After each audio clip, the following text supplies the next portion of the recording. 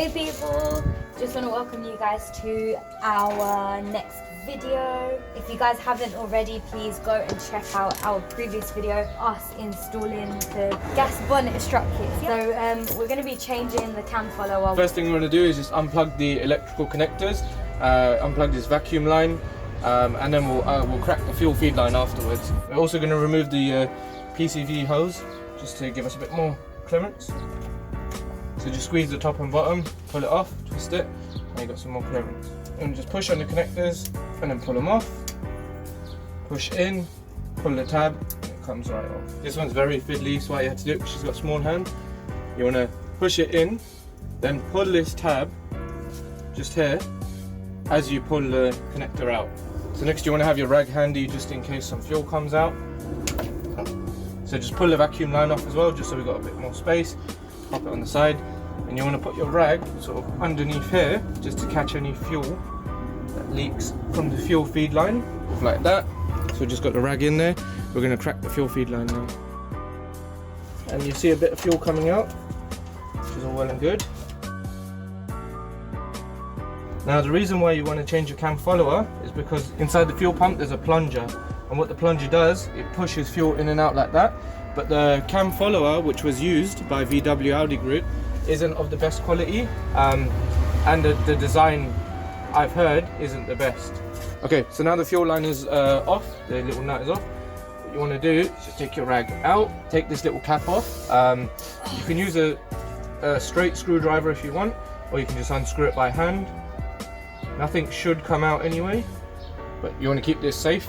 Pop it underneath, and you want to get a pick or a very thin screwdriver, and there's a little hole in there that you just pop this in, and as you press into it, it's going to start spraying any excess fuel that's in here, because if you take the fuel pump off now, you're going to get fuel all over your engine bay. So just put this in a good position. As you press, you see fuel just sprayed out. Do it a few times, clean it up. The next you want to take out the 3 bolts, 1, 2, 3. If you do have the banjo line connector, essentially you just want to go underneath, up, and remove the banjo bolt. The problem that we're facing with taking this off is this is in the way. I filed it down to sort of recreate the 6-point edge of it, and now I'm using the ring spanner, which is basically like this.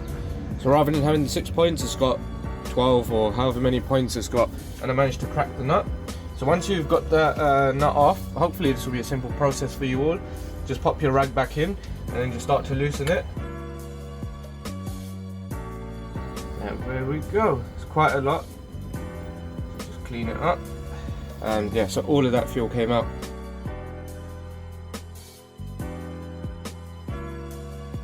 And with that, you should be able to take your fuel pump off. I'm just going to get the rag ready, just in case any fuel does come out.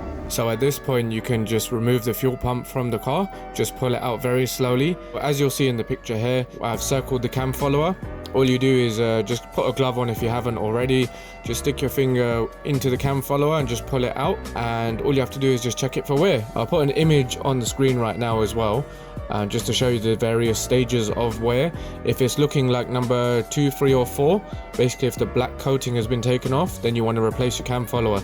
If it still has enough black coating and there's no signs of wear, feel free to put your cam follower back in, save yourself 40 something pounds. If you are removing your fuel pump for the vis internals or to upgrade it or replace it, just remove the last fuel line, which would be on the rubber hose. So thanks for watching this video, guys. Don't forget to like, comment and subscribe. In the next video we're going to be showing you how to actually fit the vis internals. By the time you see this video, we'll have had it in the car for a few weeks and everything is running perfectly, no issues.